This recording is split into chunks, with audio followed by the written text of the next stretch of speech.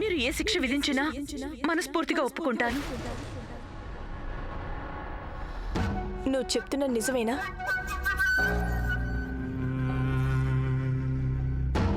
నువ్వు నీ మాటని నిలబెట్టుకోవాలి గాయత్రి. నేను ఈ ఇంటికి పెద్ద కోడల్ని, రాణా గారి పట్టపు రాణిని.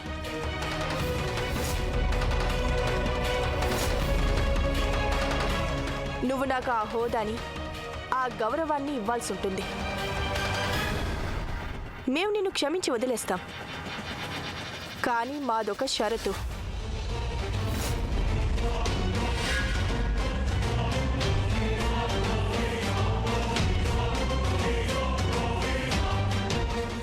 మీరు ఏ షరతు విధించినా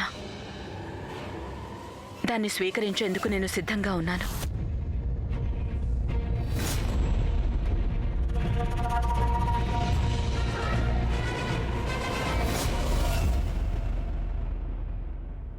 అయితే విను గాయత్రీదేవి, రాణా ఇంద్రవదన్ గారి రెండవ భార్య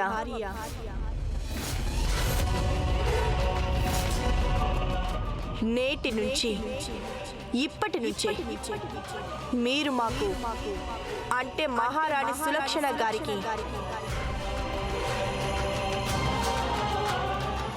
బానిస, అంటే సేవకురాలిగా పనిచేస్తుండాలి.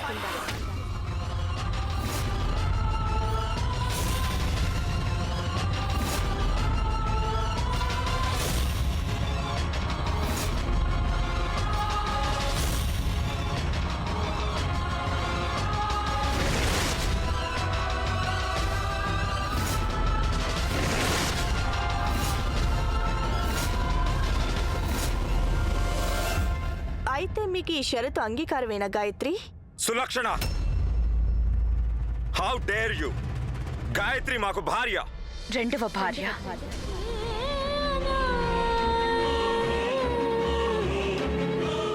రెండవ భార్యని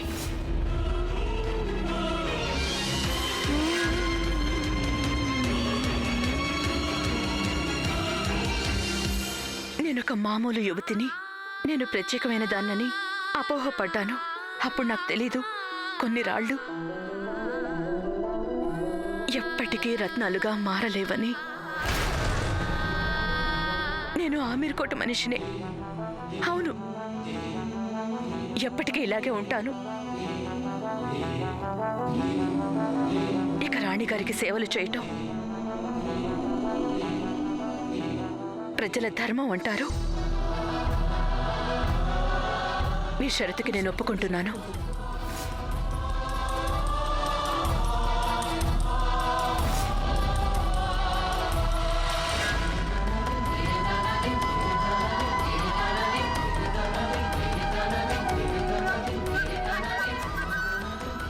గాయత్రి, మీ నిర్ణయానికి మేము ఒప్పుకోవడం లేదు. రాణా గారు, మీరు నన్ను ఆపకండి.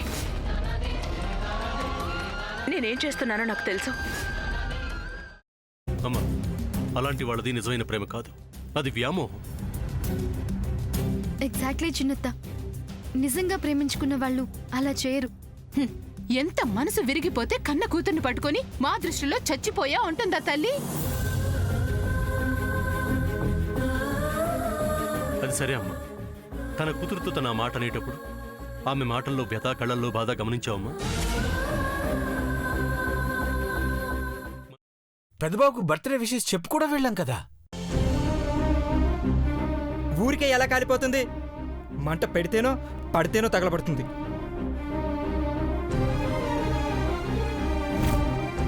కరెక్ట్ చిన్నబాబు, నీకొచ్చినట్టే నాకు డౌట్ వచ్చింది. పార్వతే షర్టును తగలబెట్టిందనుకుంటా.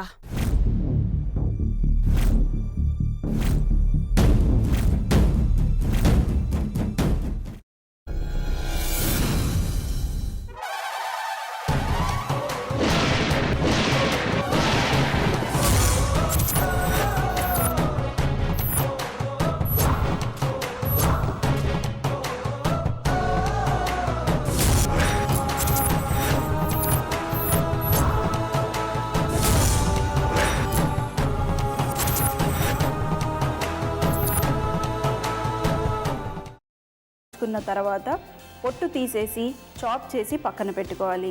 ఒక ప్యాన్లో కొద్దిగా నూనె వేడి చేసి అందులో ఆవాలు, మినప్పప్పు, శనగపప్పు, కరివేపాకు, సన్నగా తరిగి పెట్టుకున్న ఉల్లిపాయలు వేసుకుని 1 నిమిషం పాటు వేయించుకోవాలి. ఆ తర్వాత కాల్చి కట్ చేసి పెట్టుకున్న వంకాయని కూడా అందులో వేసుకుని బాగా మిక్స్ చేసి బౌల్లోకి ట్రాన్స్ఫర్ చేసుకుని అందులో తగినంత చిక్కటి పెరుగు లేదా పల్చటి పెరుగు వేసుకుని మిక్స్ చేసి అన్నంతో కానివ్వండి, చపాతీతో కానివ్వండి సర్వ్ చేసినా చాలా బాగుంటుంది.